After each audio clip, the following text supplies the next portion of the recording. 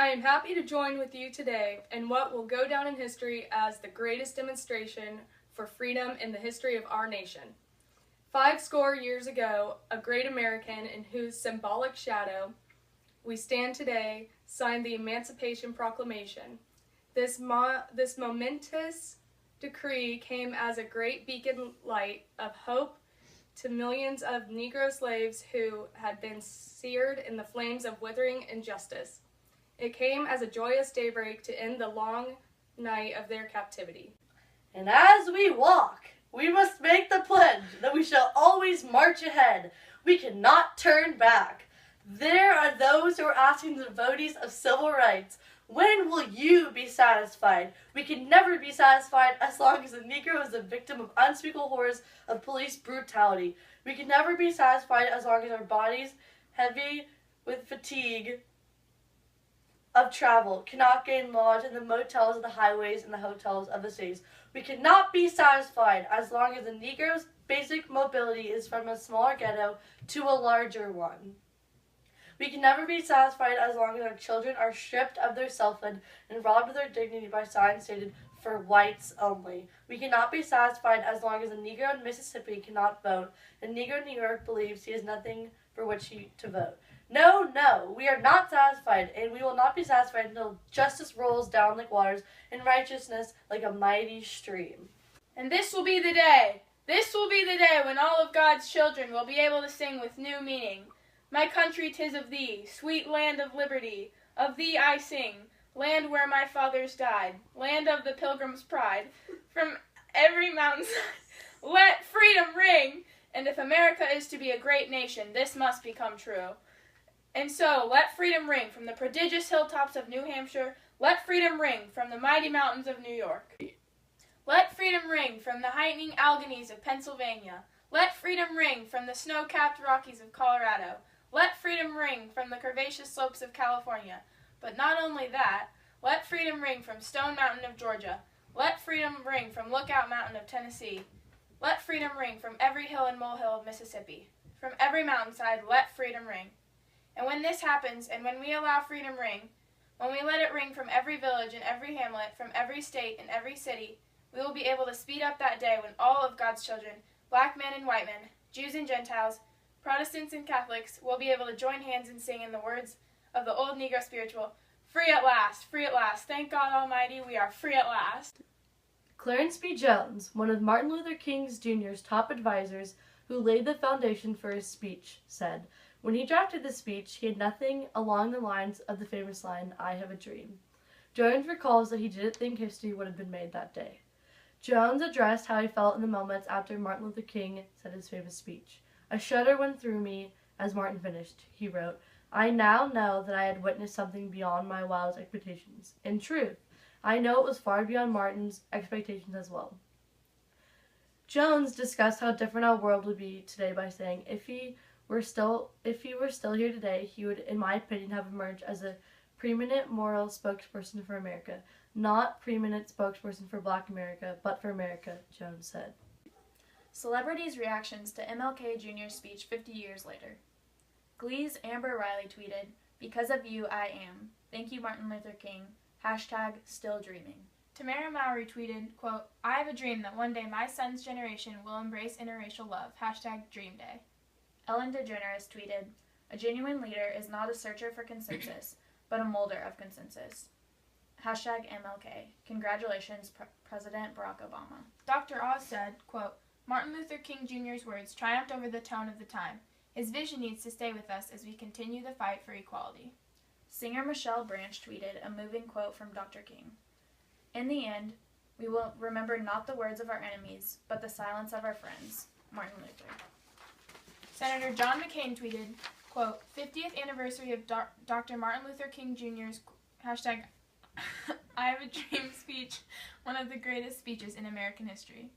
Pretty Little Liars star Shay Mitchell tweeted, "I have a dream. It's amazing what one can accomplish with faith. #MLK, #50th anniversary of the #March on Washington, #Make Love Not War. What are you doing for others?" A man walks into a diner and waits in line to be seated. White man walks up to the line behind him and is outraged by what he sees. Sir, what are you doing here? You know that you aren't allowed to eat in here. Go get your food from the back. Sir, I understand. I just wanted to eat here with some of my neighbors. You best be getting out of here and be served in the back.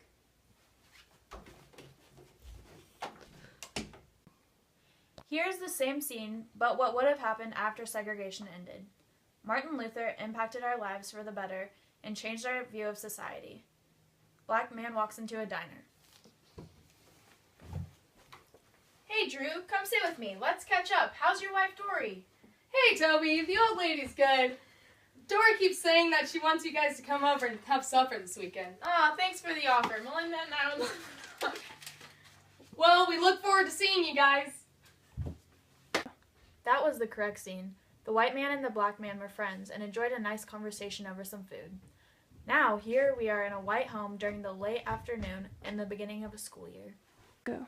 Hey, Dad. Today I met John, and he's really awesome, and we're practically already best friends.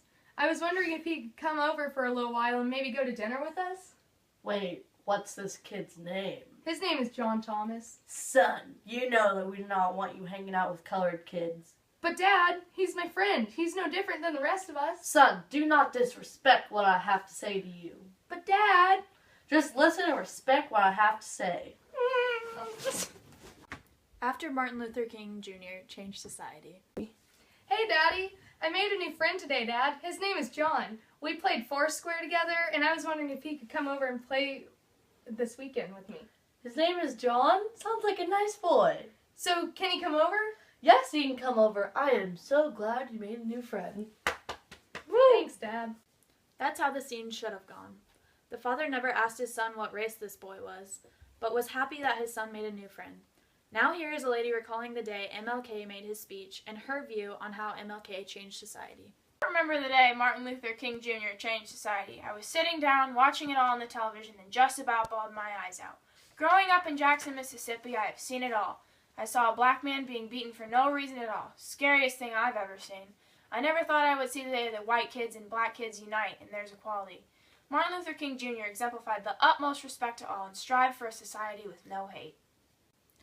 This grandma came to speak to show how equality was strived and people would not be judged by the color of their skin, but by the content of their character.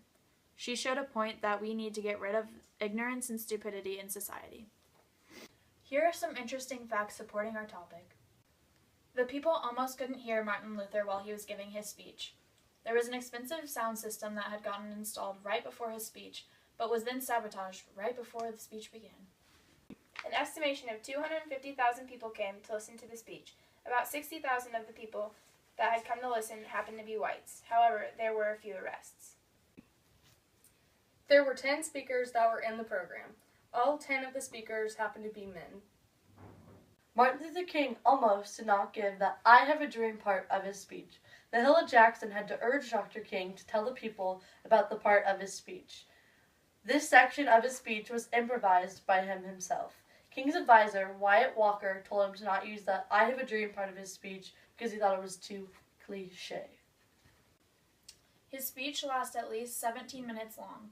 It was considered to have been drafted in New York and then in Washington a few hours before the rally. His speech gave him much fame. He was named Man of the Year by Times Magazine in 1963. He won the Nobel Peace Prize in 1964. Dr. King had a wide variety of sources to use for his speech. He used the Bible, the U.S. Declaration of Independence, and a large amount of Shakespeare. Dr. King found it very hard to focus on his speech. He was so caught up in the march, so it made it harder for him to figure out what he was going to tell people. His co-authors said that 12 hours before his speech was given, he still didn't have a secure idea about what he was going to say. His speech was ranked number 1 in the 20th century. Dr. King was the subject of a famous Irish band's song. The band was U2. He was the subject for their most famous song, Pride, in the Name of Love. People from all over came to participate in his march.